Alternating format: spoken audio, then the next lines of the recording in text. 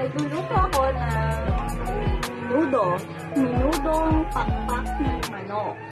Composer pa. Tsareng! Hindi to pakpak ng manok. Halo-halo to, guys. Minudo to, huwag kayong ano. Kaso lang, yung gas namin, wala na. Ewan ko kung kailan na abot pa yan. Hindi pa nga kumulo. Okay. Come, tutur ko kayo sa aming sa kwarto nila. Lang. Tingnan, ito yung talagang nangyayari sa kwarto. Yan, pag umaga. Mas maganda pa yan. Di ba nakikita nyo? Madilim kasi. Tapos, dito nakalagay yung aming mga una na mababango. Ito, damitan niya ni Iska. Ayan siya, lahat yan. Ito naman, pangit. Ito, sa maganda to. Ito guys, alam niyo ba to? Ito yung nakakainis makita sa lahat. Labahan. Tingnan nyo, naglaba kami. Naglaba na kami niyan ha. Pero yung labahan namin, nandiyan pa, isang laundry pa. O, tara, dito na tayo sa sala. Ito yung sala namin ngayon. Makalat, ito, mawala na lang lahat, wag lang to. Saka, yung sala na, ito pa, sala namin lahat yan.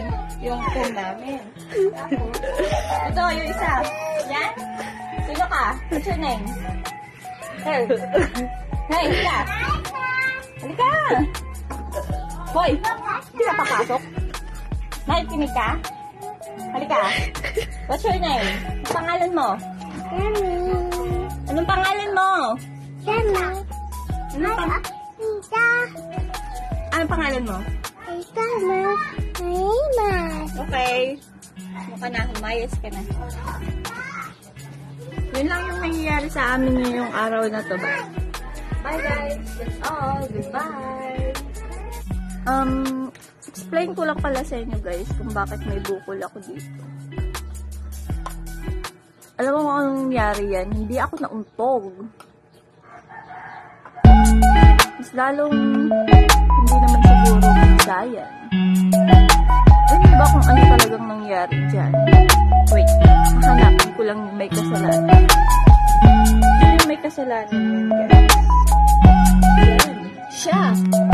Pinagat niya akong madaling araw. Dito pa talaga sa taas ng aking napakagandang kita eh.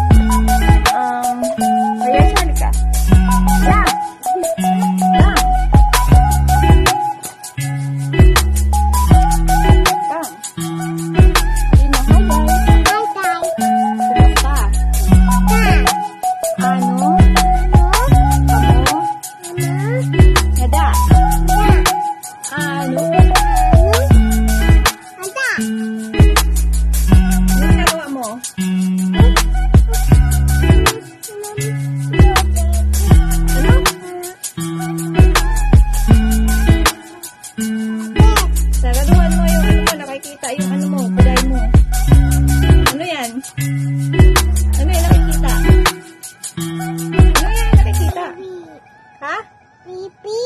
Ew.